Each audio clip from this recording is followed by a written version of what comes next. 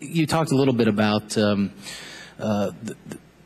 what your company's doing, the investments, and I've had a number of conversations about that. Can you sort of go into a little more detail what you would typically invest if you had a long-term bill, if you had a long-term transportation program in front of you versus what you have been doing?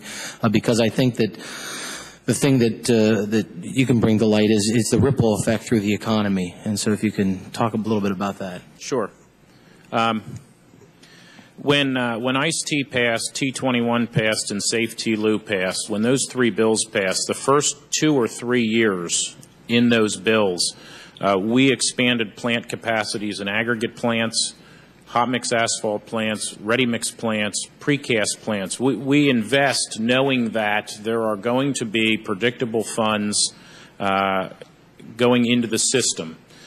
And what we do now, since with the expiration of the bill and not knowing whether there's going to be a 2-year bill or a 6-year bill, we buy big cases of duct tape and lots of spools of baling wire, and that's how we fix our equipment. We don't make big investment moves. We don't really know what's going to happen. So we can't bring on college students, which typically we would hire 2 or 3 college students every year, and start training them to come into our industry. It's very difficult to get kids out of the trade schools and start training them to be operators and laborers and carpenters, because we have plenty of people on staff that are not fully employed or being fully utilized.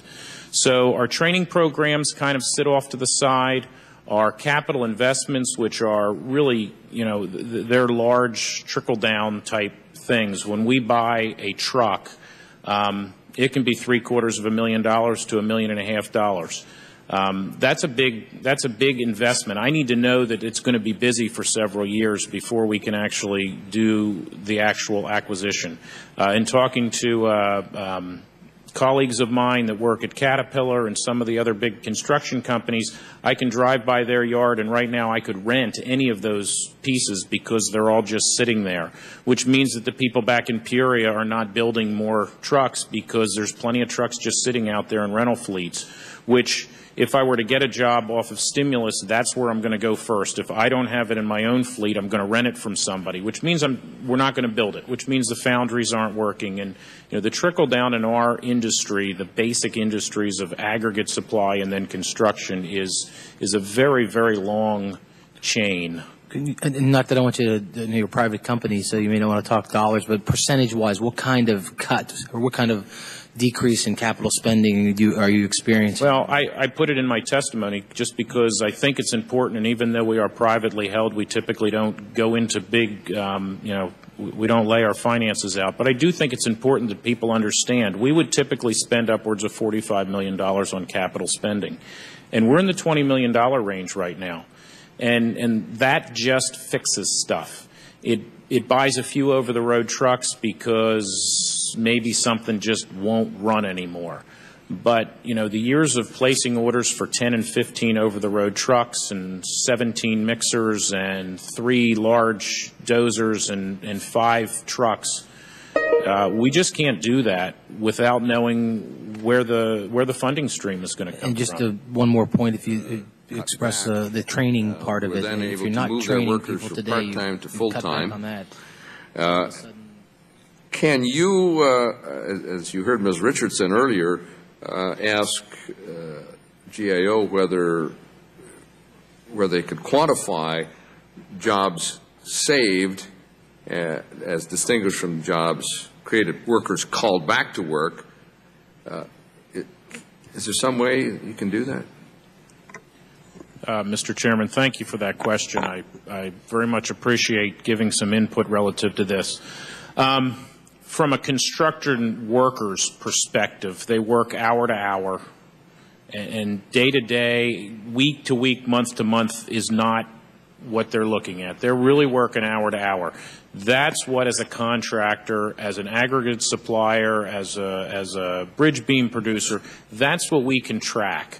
I'm not sure if I can genuinely sit up here and say that if I go hire a carpenter that used to work for another construction company 3 weeks before, but he was laid off, if I created a job or not. But let me go to your snowmobile scenario that you threw out in the very beginning, because ironically that's exactly the scenario that I've been talking to most of our Pennsylvania legislators about.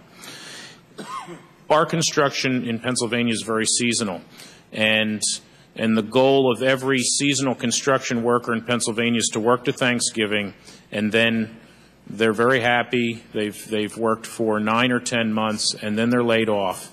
That is a good year, a good season for a construction worker in Pennsylvania. In 2008, we shut down almost every one of our quarries and sand operations in Pennsylvania in the very beginning of October, the first week of October. So that's 8 weeks. Those 8 weeks are not like 8 weeks in March and April. Those 8 weeks are about 400 hours. There's probably 10 hours of overtime every single week. Those are 50-hour weeks. We are trying to beat the Thanksgiving deadline. We're trying to beat the weather.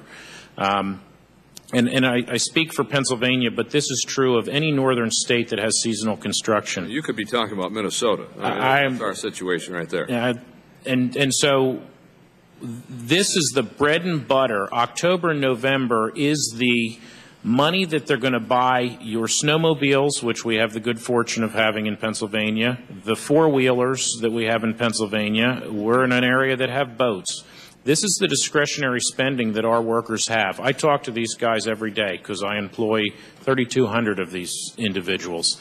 And this is their discretionary spending that they're going to get. If they're laid off in October, there is no discretionary spending, and as I've said many times, it makes for some very unpleasant Christmas and holiday seasons because they don't have that money. They're not buying, I'm not trying to bring tears to anyone's eyes, but they're not buying the Christmas presents they normally would buy for their kids. Now, you can say so what, but in these small communities, I might have, in central Pennsylvania, I might have 20 workers from New Enterprise all living in Everett, Pennsylvania.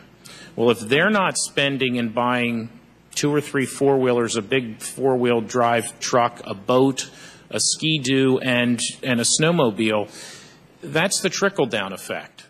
And so I'm